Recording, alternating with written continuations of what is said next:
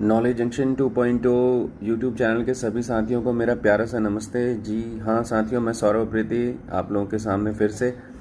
कल हमने देखा था 30 अप्रैल को एक नोटिफिकेशन आया है जिसमें हमने देखा है कि यूकेपीएससी ने ऑफिशियली जो लेक्चरर का जो हमारा जो फॉर्म भरा था बच्चों ने उसको स्थगित करने का जो निर्णय लिया है उसको हमने देखा। तो उसके बाद से हमारे पास we are flooded with the messages by the students, और ये एक स्वाभाविक सी बात है कि बहुत हमें बुरा लगता है क्योंकि हम एक एफर्ट करते हैं, बहुत सारी चीज़ों में हमारा इन्वॉल्वमेंट होता है और फिर लास्ट में इस तरीके से फॉर्म भरने के बाद फिर हमको जो है पेपर स्थगित करने के लिए कर दिया जाता है।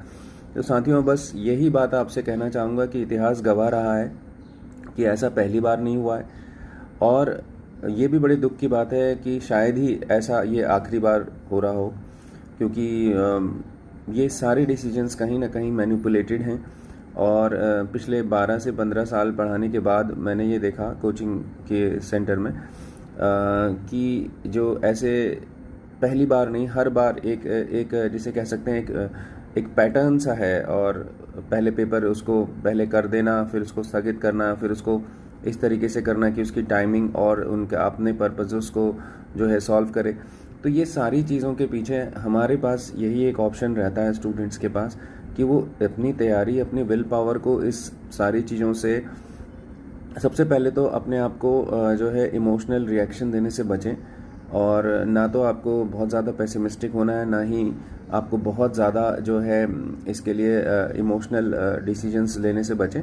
दूसरा ये कि आप अपने विल पावर को इतने धारदार बना दें कि जब भी पेपर हो, क्योंकि पेपर कभी तो होगा ही, तो आप उस पेपर को ध्वस्त कर दें। आप अपनी लर्निंग को, अपने सब्जेक्ट को इतना पैशनेटली पढ़ें कि आप उसको ध्वस्त कर दें।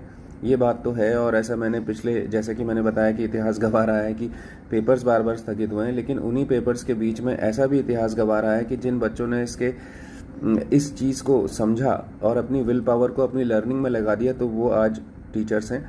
और मैं ये भी उम्मीद करता हूँ कि आप में से जो भी इस बात को सुनेंगे वो जब टीचर बनेंगे तो एटलीस्ट वो इस जो मैनिपुलेटेड सिख मैनिया है इससे अपने आप को बचाकर बच्चों की सेवा कर पाएंगे। और साथ ही जाते जाते साथियों, एक और चीज़ जो मुझे बहुत हैरत में डालती है वो ये कि हम कब आखिर इस बात को समझेंगे कि हमें असली कार्य अपने मन पर करना है।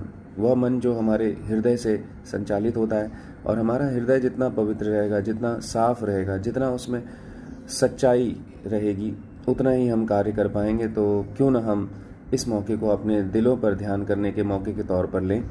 मैं आपसे मिलता हूँ जल्दी अपने अगले वीडियो में। Thank you.